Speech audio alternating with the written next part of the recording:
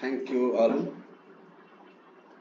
Now, this is my duty to summarize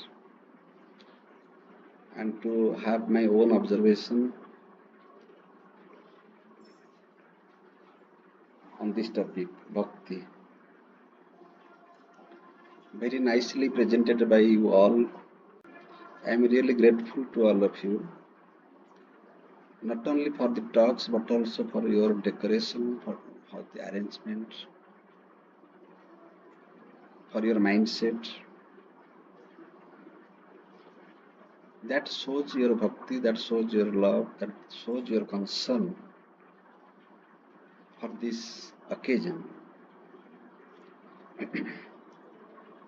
One thing we shall discuss when we are talking about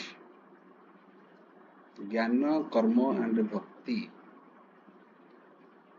We have only one instrument, one sadhana to express it, to manifest our Bhakti, Karma and Jnana. That instrument is mind. It is mind that knows, it is mind that acts, it is mind that feels. Symbolically, we say heart is feeling, but in our Indian culture, mind is heart. In Western culture, mind is brain. In Indian culture, mind feels. Manna. Mind means manna.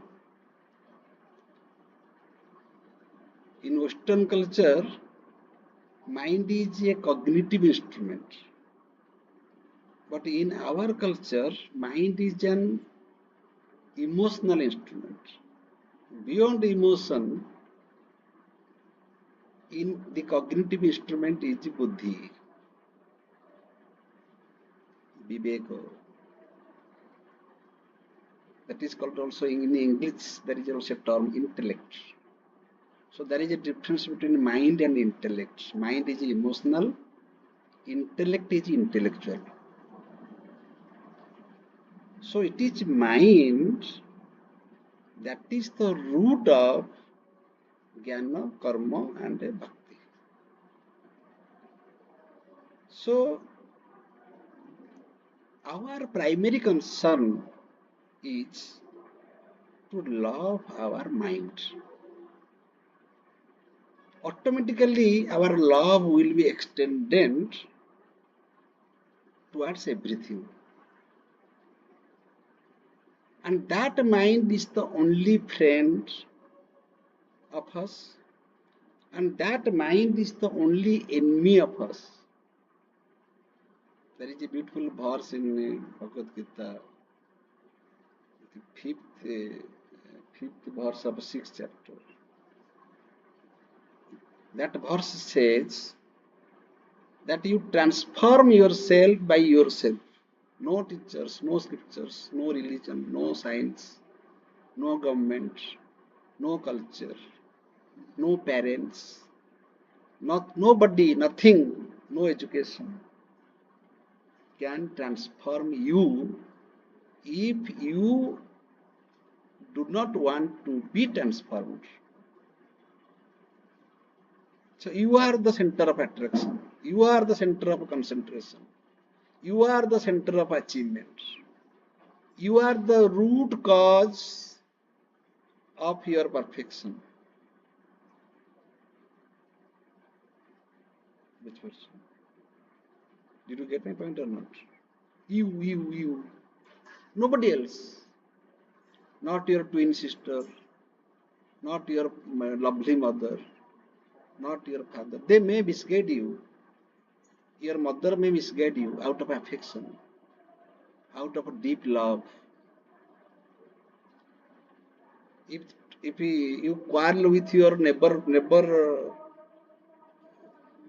girl or your cousin sister, your mother will say, no, my daughter has no fault. This is emotional bias. My daughter, you can't say anything against my daughter. My daughter is all right. My husband is all right. My wife is all right. My. Here, we are, that is a chance for being biased.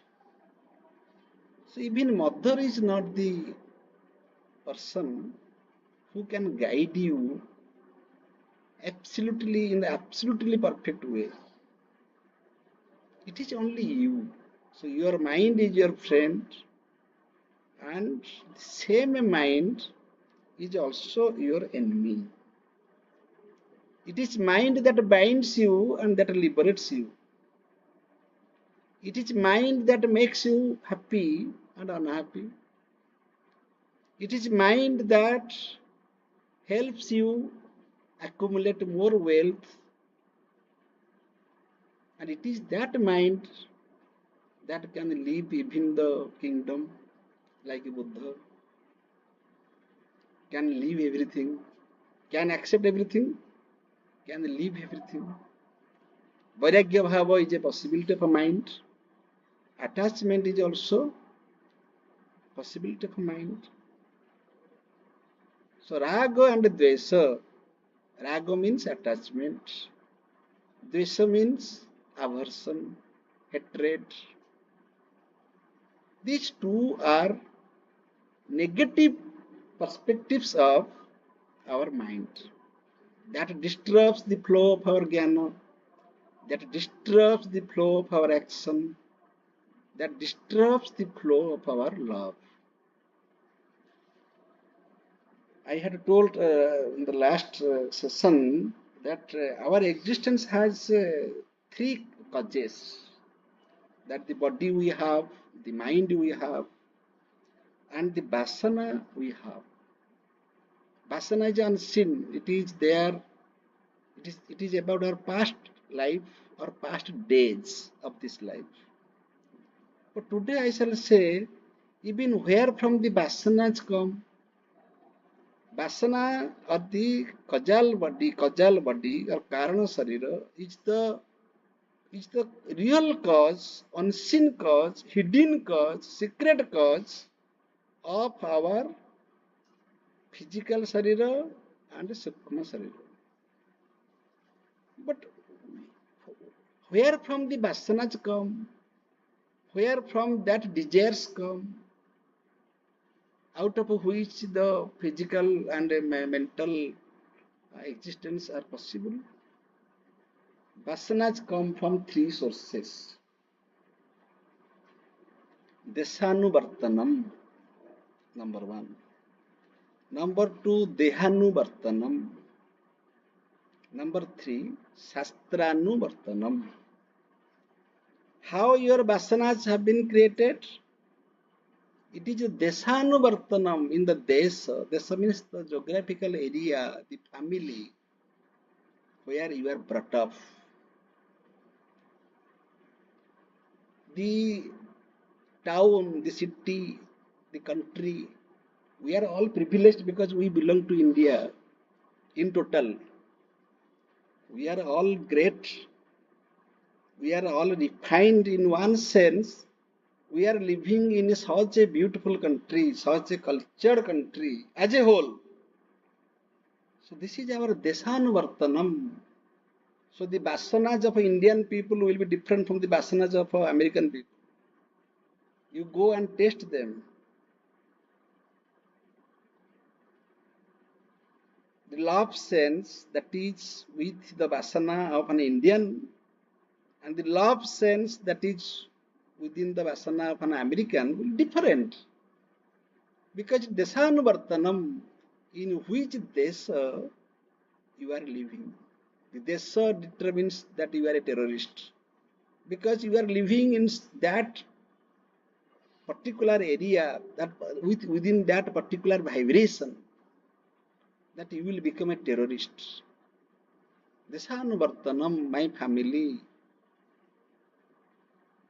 Dehanuvartanam, my body. The body I have. Human body is so sophisticated, so organized, that all types of spiritual sadhana is possible by human body, not with a dog body, not with animal body. Animal body is not suitable for doing any spiritual sadhana. Human body, the body you have, the hormone you have, the chemical elements in your body, that matters. So we have to purify our body day by day by doing pranayam, by doing even diet control.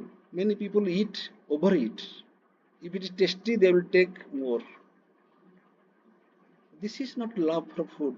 You love food means you take that much food that will be helpful for your body. I love food. So if I shall go to any buffet party, I shall go on eating, go on eating, go on eating. That is not your love for food. In the course of loving food, you are doing harm to your body, and the food you are taking, that is also responsible for having a very good body structure.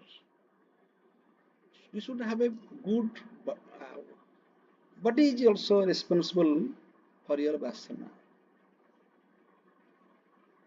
And third one is Shastra. What Shastra you have read, you have studied from your childhood? What Shastra? In which Shastra you are inclined? Shastra means not that you have read so many literature books, or you have scored very high in the examinations, or you have read many philosophy books. That is not Shastra. Even you have recited, you are reciting 700 slokas of the Bhagavad Gita. You have remembered Ramayana and Mahabharata. That is not Shastra. Shastra means you have proper understanding of the Shastras, and you have practiced them in your practical life.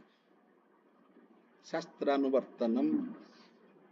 Out of these, your vasanas have been created. Out of vasana, you have got your physical body in this life and your mental makeup. The mind you have, that has come from this root. The history of the root is vasana, and before that, vasanas have been created by desha, deha, and shastra. Okay, this is our prarabdha, this is our sanskar, over which we do not have any control, because that is unseen, that is our past. But today, what we have, today, what we can do, whatever may be the vasanas, whatever may be the conditions of vasanas, today we have Purusartha with us. Purusartha means self-effort. We can change our mind, because mind is changeable. If mind would not be changeable, we can't change. Mind is changeable, therefore we can change mind. We can give our mind a proper direction. If our mind is going in a wrong direction, we can bring it back.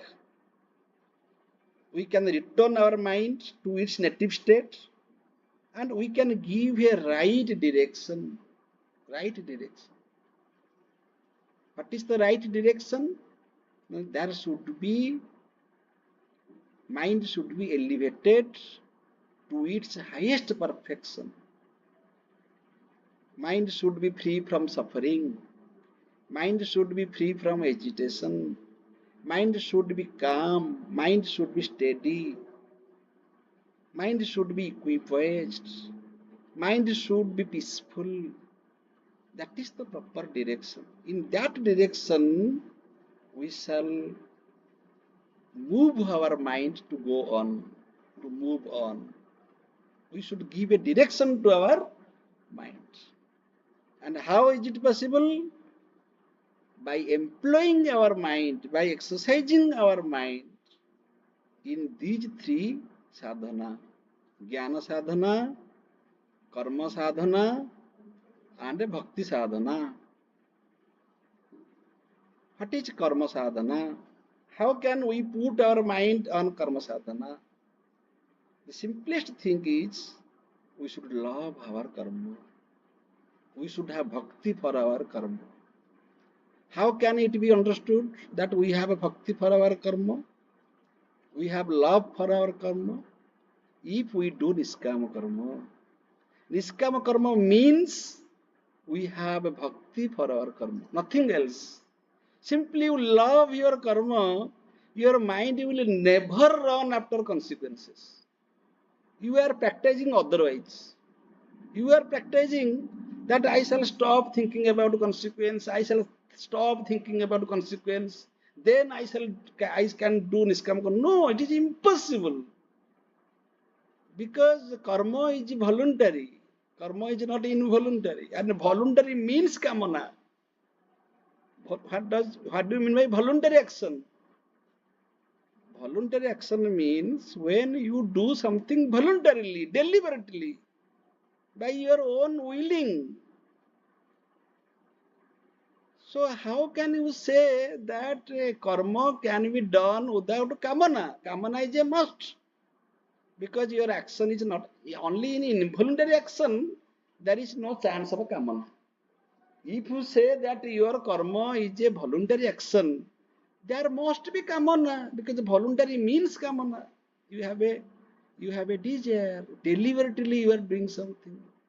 So if you try that I shall have no kamana, I shall have no kamana for a consequence, it is impossible. And it will be too late to practice this. What shall you do? Simply love your karma.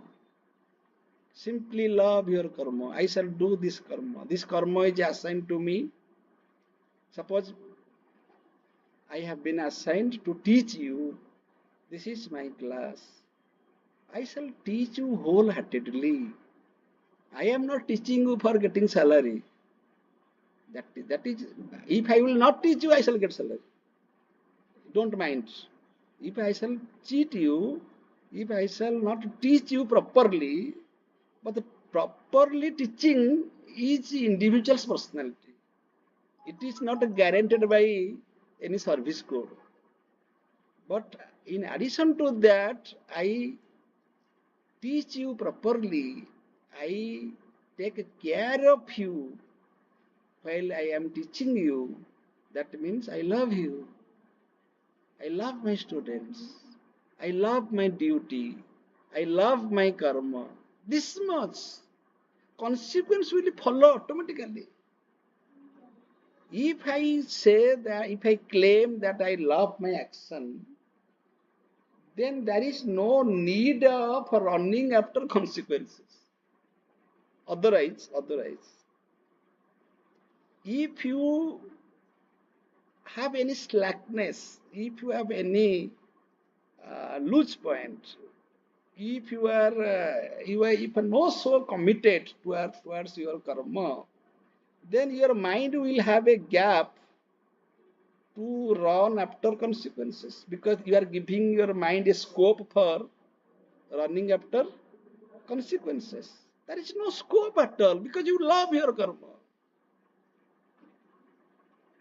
When your housewife is cooking, she is cooking wholeheartedly, that my husband will eat it, or some guest will come and they will eat it. My child will eat it. I am cooking for their nourishment, for their happiness. So at that time, she is completely devoted for cooking. That's the consequence. But I have done it wholeheartedly. You will see its impact will be different. Suppose your mind is agitated, you are absent-minded, you are not interested in cooking today, that will not have that taste, usual taste that happens every day. Similarly, I always advise my students not to study too much or for spending too much time. I never suggest. I suggest you study only 1 hour, but with full concentration. I do that. I never study when I don't like to study. Now I am speaking, that means I love this act. I love speaking. I am completely engaged in my deliberation. I don't have a second thought. Even the authority will call me, I shall say no, after 10 minutes I will go. Completely surrender to this karma. I am not talking about God. Because if we shall speak of God, it will be very limited. Karma hi Bhagavan, work is worship. So work is my God. So love your karma. That means focus your mind in karma. Concentrate your mind in karma. So that your mind will not be disturbed by the consequences which are imaginary, which are uncertain, which are a matter of future. That may happen, may not happen according to your calculated karma, calculated ambition. But now you are engaged, and driving is also that. When you are driving your car or scooter or motorcycle, at that time you give 100% concentration in driving. Don't think that you have to reach at that place in this time, etc. Don't. If you do that, you will face accident. So remain present at the present. Don't remain absent at the present. This is how we can explain that our mind acts, not our physical body. Therefore, intention is more important than action. In what intention you are giving somebody a lunch or a dinner? In what intention you are mixing with people? In what intention you are exhibiting your affection, your love? That matters. Otherwise, it is Maya. And intentions, therefore, there is a beautiful saying, man judges action, God judges intention. You can befool human beings by doing your action, showing actions. But the intention behind that action is judged, is observed by God. By God means the higher soul within you, your higher conscience, your higher consciousness. That is looking, that is observing your intention. This is a very common thing. This is not something philosophy. What is intention? Intention is very much public. Intention is very much observed. Who can observe the intention? Those who have great insight.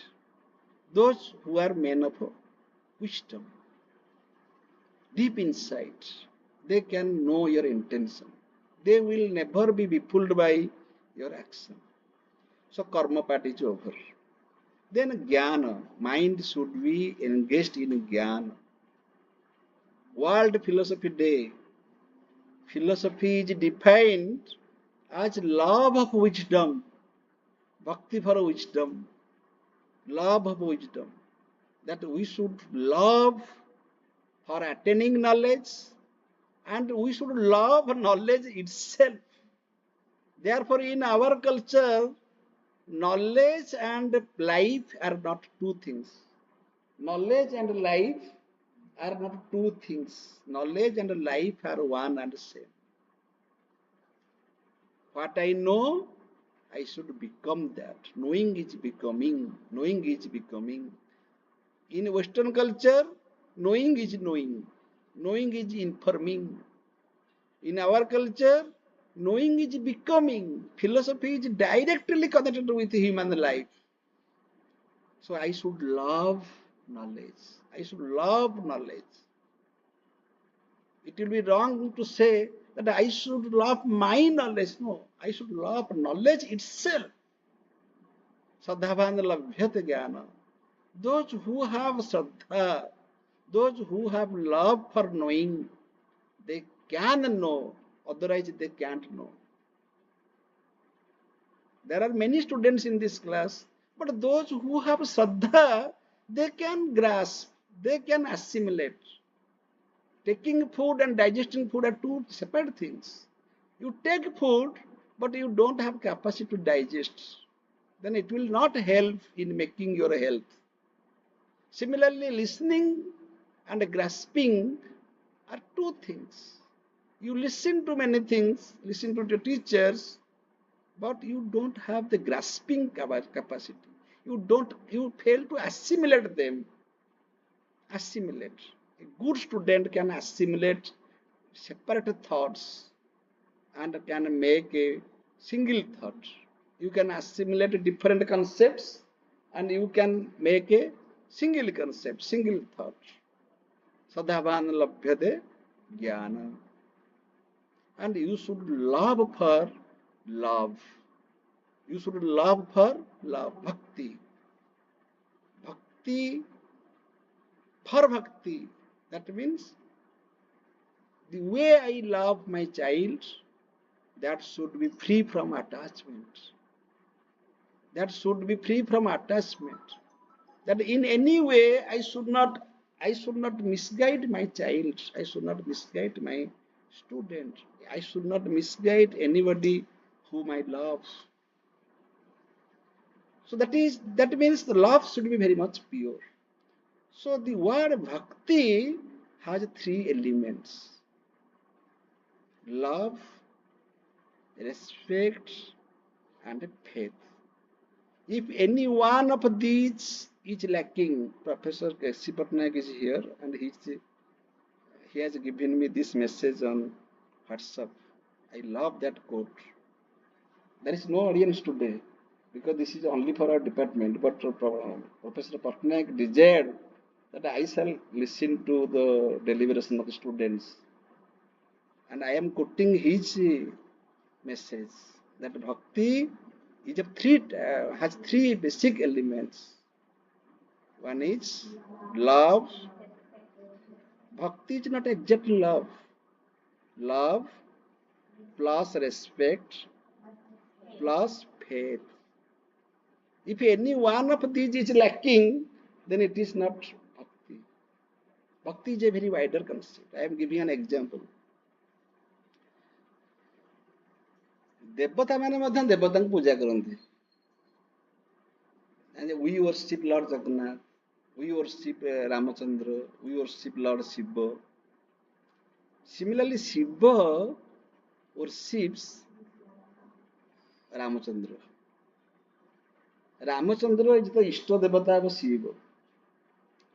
Once Shiva and Parvati were roaming in the sky with a very happy mood, in a very romantic mood. They are roaming in the sky. Shiva was very happy that sometimes he was very busy and he has no so much interest in family affairs. He is a devata of Vairagya. But sometimes in a special occasion they are roaming in the sky.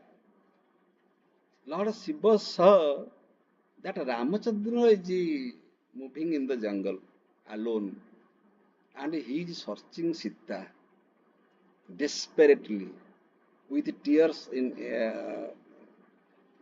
his eyes. With a very heavy mood, heavy mind, he is searching Sita in the jungle. Lord Shiva saw this and he obeyed his obeisance. He said Namaskar, Pranam to Ramachandra. But Parvati was very doubtful.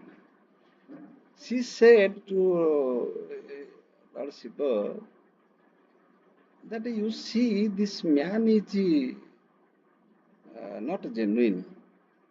If you say that Ramachandra is a god, Antarjami, why he is searching his wife? He should know where his wife is. And such a man who is called Devata, why is he feeling so sorry? How can you say God can cry for his wife? This is expected for a common man. So she shattered. And Lord Shiva, sometimes what happens, the wife does not believe in the beliefs of husband. If you believe something, I shall disbelieve it. Because I shall not go with your belief. Satire. Lord Shiva felt very sorry that my wife is satiring my Lord. So Parvati said that I shall go and taste Ramachandra. So she came down to the jungle. She took the gaze of she dressed herself with the gaze of Sita. That means she appeared as a Sita before Ramachandra. And she is testing the mind of Ramachandra. If this man is searching Sita so desperately, so how he is reacting? But Ramachandra is really Antarjami. So Ramachandra, when he saw that Parvati is coming in the dress of Sita, in the makeup of Sita, Ramachandra asked Parvati, "See, why you are alone in this jungle?"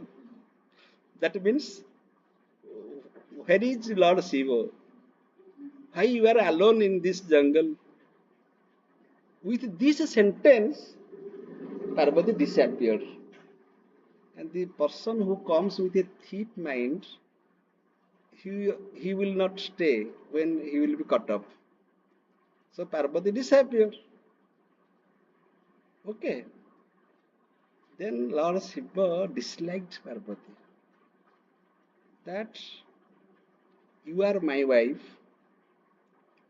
you doubted my Lord, you went to test him. How many crimes, mistakes Parvati did? You did not trust me that I am your husband. I worship that my Lord. My Lord is searching his wife desperately. You did not listen to me in spite of my advice, listening to my advice, in spite of my denial. You went, you left me. You left sometimes because we are in a very happy mood. At that time, you disturbed the happy moment. And you went to the jungle. You tested my Lord. And you took the shape of Ma Sita. So I cannot accept you as my wife because Sita is the wife of my Lord. So Sita is my mother. So you are my mother now. So I can't accept you as my wife. So you can't sit beside me. You will sit in front of me. Ramacharita Manasare ei katha lekha hoichi. It is there in the Ramacharita Manas. So what we learned in this katha, it is a katha, it is a story, but it has a message that bhakti is a combination of love, respect and faith. Here Parvati failed in love to her husband, failed in respect to her husband, and failed in faith to her husband, and at the same time to Ramachandra. Who own this game? Ramachandra owned this game. And what is the second message? I am Antarjami, that does not mean that I don't have family life. I am Antarjami. I am a Jnani. I can know everything. That does not mean I don't have emotion. I don't have bhakti for my wife. So you are coming to test me. So here Ramachandra won the game. So I don't go with Chaitanya Mahaprabhu's way of loving. Without understanding anything, without jnana and karma, you just do nama japa and be one with God. No, no. I shall go with the bhakti of Bhagavad Gita. That when you are exercising your bhakti, you should be very much practical in karma and jnana. And that is possible through your mind. So culture your mind in such a way that you can have a beautiful synthesis of a jnana, karma, and a bhakti. And out of the four bhaktas, therefore it is said how jnani is the highest bhakta. Jnani is the highest bhakta. That means there is a synthesis of a jnana and a bhakti. And your nature of action should be according to, according to your bhakti, according to the dedication. So we should love the place where we live in. We should love the institution where we are working. We should love our students whom we are teaching. Suppose I am teaching now here in this college. I shall be transferred. I shall go to any other college. I shall love them, my students there. I shall give this type of speech there.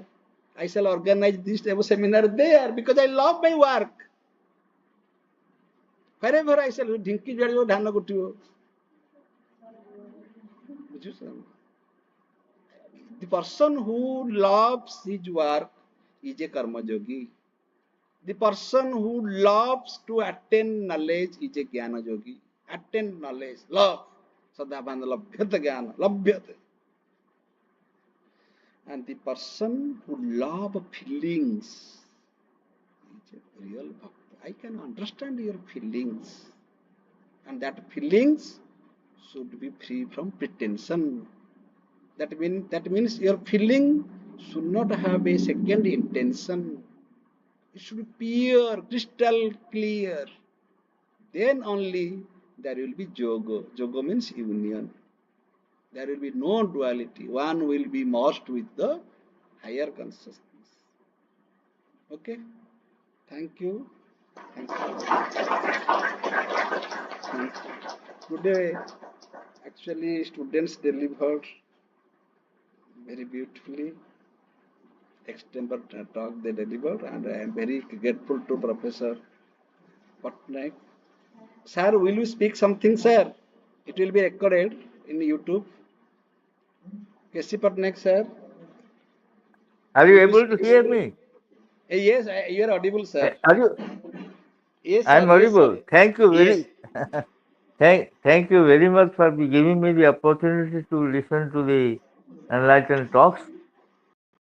Practically, I am very impressed by the expressions given by your students, because knowledge is such a thing. It is very common man cannot understand.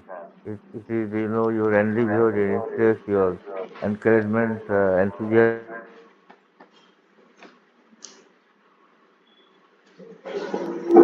and many things I learned and I understood, because the jnana is so vast, so unlimited.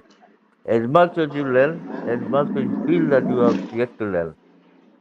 That is what I am trying to at this age also, trying to understand and learn more and more things. And I am very much thankful to you that I could listen to you, and there are very new analysis, new interpretations also you brought forward. It is very helpful and enlightening to me. And I would request you that such programs you may kindly give me the opportunity to listen in future as far as possible I can. And thank you. Wish you all the best. Thank you, Okay. sir. Thank you, sir. Thank you, sir. Okay, Thank you, thank you. sir. Okay.